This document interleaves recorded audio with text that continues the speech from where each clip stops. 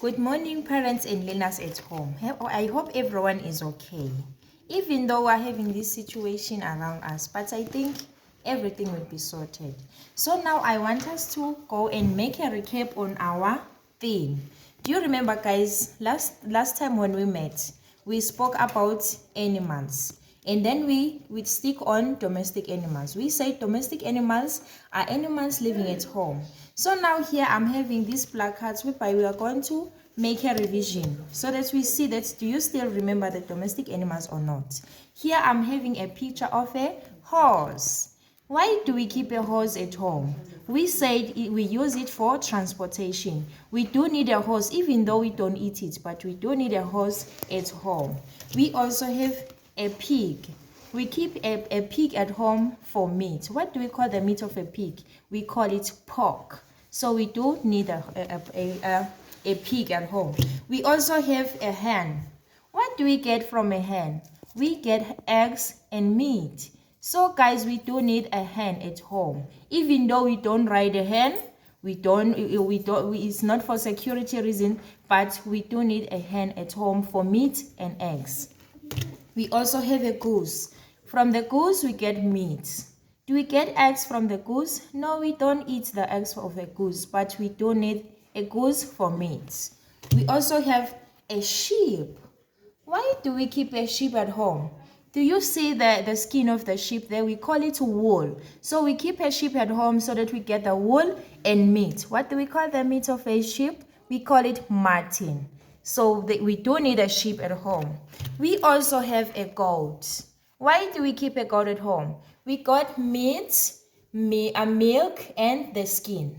We use the milk for making yogurt. Do you remember, guys? We also do need meat for the goat. We need a goat at home. We also have a cow. Why do we keep a cow at home? Sometimes some of our homestays, they use it for plowing. When they plow to plant maize or whatsoever in the fields. But we also keep a cow at home to get meat, milk, and the skin. Do you remember, guys, when I told you that the skin of a cow, we use it for making our leather jackets, our leather shoes. So we do need a cow at home. We also have a duck. Why do we keep a duck at home? We get meat from the duck. Even though we don't use the eggs of a duck, but we do need the meat of the duck. We also have a turkey. Do you know a turkey? We keep it at home for meat. The meat of a turkey, we call it turkey. Okay, guys, we also have a donkey. Do we eat a donkey? No, but we do need a donkey at home for carrying our goods. Maybe you are having meal. You want to move from one place to another, you use a donkey. We also have a dog. Do we eat a dog, guys? No, but we do need a dog for safety reasons. When you hear a dog barking outside, it means there is something. You have to go outside and check on what is happening outside because you are having a dog. It is protecting us from thieves. If we're having dogs at home and there are thieves coming, they protect us, they bite those people. We also have a rooster. It's also a chicken. We do need a rooster at home, but do we get eggs from a rooster?